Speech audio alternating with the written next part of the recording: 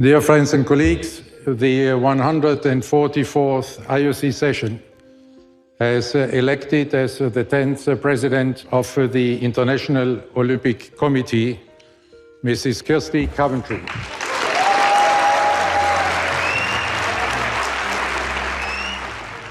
Zimbabwean Kirsty Coventry became the first woman and African to be elected President of the International Olympic Committee, saying it was an extraordinary moment. At 41, the two-time Olympic swimming champion is also the youngest ever person elected to the most powerful position in sports governance. Coventry succeeds the German Thomas Bach, who steps down after 12 years, and told her fellow IOC members that she would work with the 6 other heavyweight rivals she beat in the election. As a 9-year-old girl, I never thought that I would be standing up here one day, getting to give back to this incredible movement of ours. This is not just a huge honor, but it is a reminder of my commitment to every single one of you, that I will lead this organization with so much pride, with the values at the core, and I will make all of you very, very proud and hopefully extremely confident in the decision that you've taken today. Coventry, who was strongly believed to be Thomas Bach's favorite candidate, was thought to be in a tight race with IOC veterans Juan Antonio Samaranch Jr. and World Athletics chief Sebastian Coe. However, to the general surprise, the race was over after the very first round of voting. A majority of the IOC members placed their faith in her to meet the serious challenges that lie ahead. Coventry received 49 of the 97 votes possible, with Samaranch obtaining 28 and Coe coming third with 8 votes. Samaranch was bidding to emulate his father of the same name, who led the Olympic movement for 21 years, and World Athletics President Coe was seeking to become the first Briton in the top job. Ski Federation Chief Eliash Morinari Watanabe, the President of the International Gymnastics Federation, cycling head David Lepatien, and Prince Faisal Al Hussein were the other 4 candidates.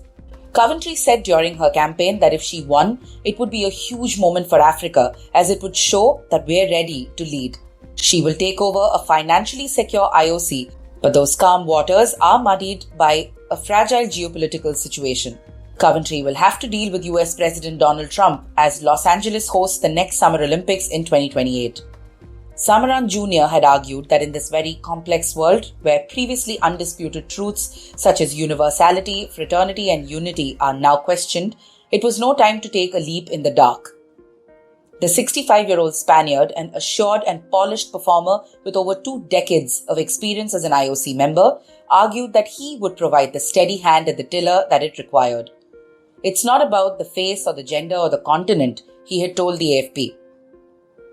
But IOC members chose a new face. Coe appeared to be seen by Bach as the disruptor candidate, which is perhaps surprising given many would have viewed him as an establishment figure. His low score will be a bitter blow to the 2-time 1500 meters Olympic champion who was accustomed to success. The 68-year-old became a lawmaker for the centre-right Conservatives and led London's successful bid to host the 2012 Olympics. He then oversaw the highly praised hosting of those Summer Games and has been credited with reforming track and field's global body since becoming president in 2015. Coe argued that the IOC needs to do more to create true and genuine commercial partners out of our athletes. One of the major problems the new president Kirsty Coventry will face will be the return to the Olympic fold of Russia.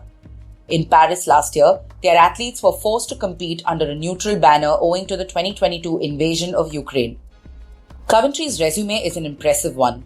She's a 2-time Olympic gold medalist, much like her rival Sebastian Coe, and she contributed 7 of Zimbabwe's overall medals tally of 8.